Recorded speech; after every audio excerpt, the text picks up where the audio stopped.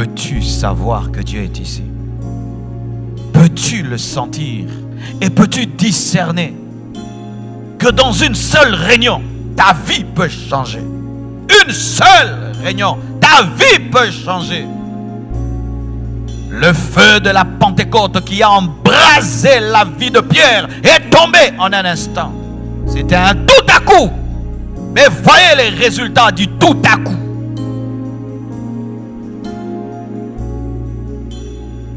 Voyez le résultat de ce tout à coup.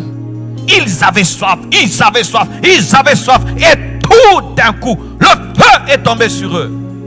Et plus jamais ils n'ont été les mêmes. Mes frères, nous sommes en train de parler du réveil de Boston. Et vous savez à quel point la franc-maçonnerie est présente dans cette ville.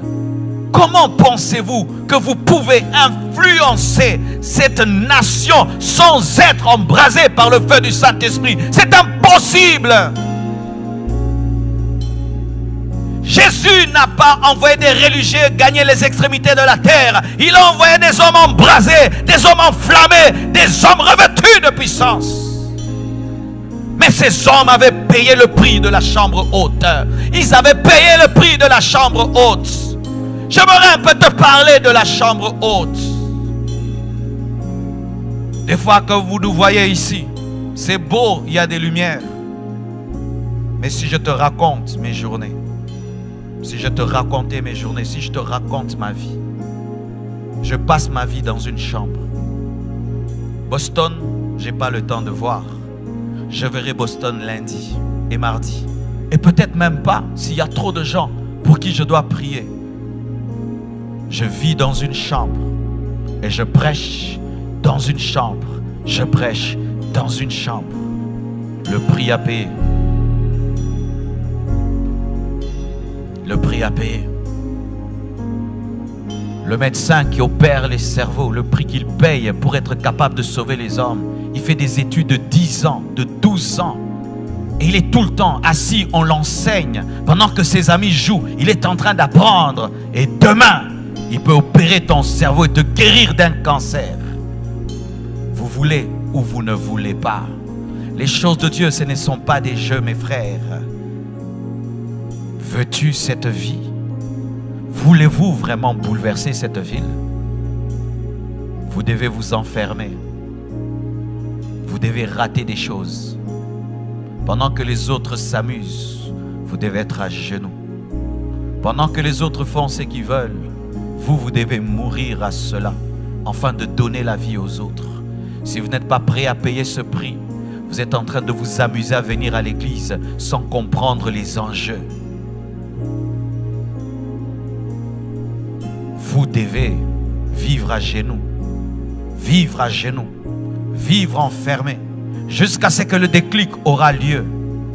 Car si vous ne payez pas le prix, sachez que les occultistes payent le prix. Certains ont offert leurs femmes, ont offert leurs enfants pour que Satan vienne régner dans la ville. Ils ont donné ce qu'ils avaient de précieux. Ils ont accepté que tous leurs enfants meurent. Ils ont fait des sacrifices humains. Ils ont donné de leur sang. Certains devaient vivre jusqu'à 70 ans. Ont accepté de mourir à 30 ans pour que seulement Satan passe par eux. Ils ont fait des sacrifices donnant leur vie. Certains ont fait des pactes avec le diable.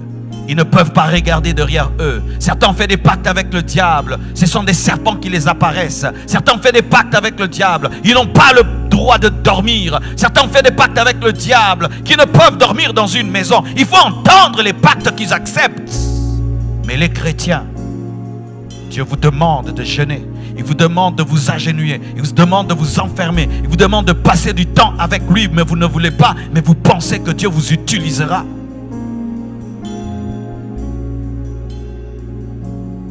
C'est pourquoi chaque fois que quelqu'un me dit « Je veux ton onction », je ne crois plus en cela. Tu ne peux pas avoir l'onction d'un homme de Dieu. Je vais t'aider à avoir ton onction. Parce que si tu dois avoir mon onction, tu dois avoir mon histoire.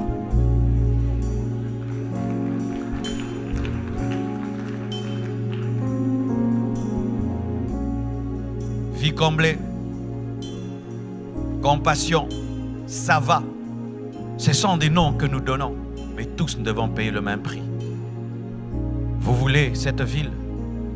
Vous devez aller la prendre. Vous devez aller la chercher au sommet de la montagne. Vous devez vous consacrer.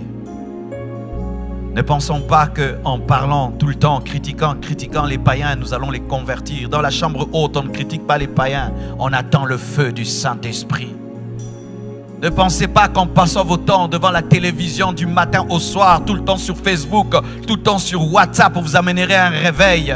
Vous devez mettre vos téléphones de côté. Et ça, Dieu m'a dit, vos téléphones de côté. Éteindre vos téléphones pour prier, chercher Dieu. Vous devez mettre vos téléphones de côté pour chercher Dieu. Vous devez vous déconnecter pour chercher Dieu. Vous devez éteindre vos téléphones pour chercher Dieu. Vous devez pendant un temps oublier que la technologie existe pour chercher Dieu. Mais tant que vous serez tout le temps connecté, tout le temps disponible, vous serez indisponible à la voix de l'Esprit. Car lorsque Dieu voudra vous parler, vous serez en train de parler à quelqu'un. Voulez-vous ou vous ne voulez pas? Ce monde n'a pas encore vu ce que Dieu peut faire au travers d'un homme qui s'abandonne totalement à lui. Le monde n'a pas encore vu ce que Dieu peut faire au travers d'un homme qui s'abandonne totalement à lui. Si aujourd'hui tu t'offres à Dieu comme un sacrifice vivant et tu montes sur l'autel de la croix, il va te consumer par le feu du Saint-Esprit et de là sortira un puissant serviteur de Dieu. Oh mes frères et sœurs, prenez au sérieux ce que je dis. Je suis venu dans des réunions comme ceci. J'étais un enfant et pendant que le prédicateur prêchait, il y avait des adultes dans la salle. Et l'Esprit de Dieu me disait, il te parle à toi. Je disais, moi, mais il y a tellement de gens plus intelligents, plus capables que tu peux utiliser. Dieu me disait, c'est à toi que je parle. Et si pendant que je parle, tu entends l'Esprit te dire que c'est toi, il s'agit de toi.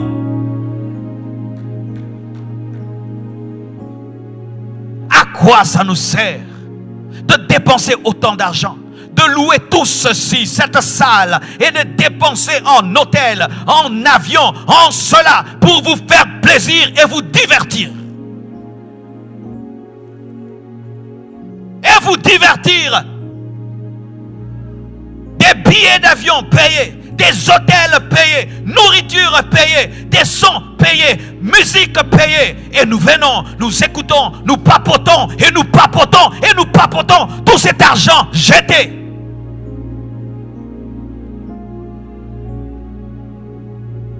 Si cette conférence n'engendre pas, ne fût-ce qu'un homme embrasé, nous avons échoué. Il fallait que je reste au Congo. Il fallait que je reste au Congo. Il fallait que je reste au Congo. Un jour, notre pasteur nous a chassés. Et Dieu soit béni pour ce qu'il avait fait. Il nous enseignait. Et nous, on trouvait que c'était normal qu'il puisse nous enseigner et nous enseigner. Et un jour, il nous pose la question sur ce qu'il avait enseigné hier. Et personne n'était capable de lui dire ce qu'il avait enseigné. Il nous a dit, levez-vous, je perds mon temps, rentrez chez vous. On pensait que c'était de la blague. Il nous avait chassés. Et nous sommes rentrés. Et on a dit, il a raison. Comment nous sommes incapables de nous rappeler ce qu'on nous a enseigné hier? Est-ce que vous vous rappelez ce que j'ai enseigné hier? Est-ce que vous vous rappelez ce que j'ai enseigné le premier jour? Est-ce que vous vous rappelez ce que le pasteur Samuel a enseigné? Ce que le pasteur Grégory a enseigné? Tout ce temps passé dans la prière. Est-ce que vous vous rappelez de cela? Et il nous a chassés. Et quand nous sommes rentrés, on a fait une réunion, on a dit, c'est vrai. Nous ne prenons pas au sérieux notre formation. Désormais, nous changeons. Nous sommes allés le voir, nous lui avons dit, pasteur, tu as raison. Nous sommes des aventuriers. Mais aujourd'hui, nous te promettons, nous prendrons au sérieux notre formation. Nous sommes revenus à ses pieds. Et nous sommes devenus ce que nous sommes devenus aujourd'hui. Parce qu'on avait pris au sérieux. Pourquoi es-tu ici? Parce que tout Boston est là? Parce que tes amis sont là? Parce que tu es obligé d'être là? Ou parce que tu as une rage? Tu as une rage, une soif, une insatisfaction, un désir ardent que rien ne peut satisfaire. Aucune maison, aucune voiture, aucune relation, rien que Dieu.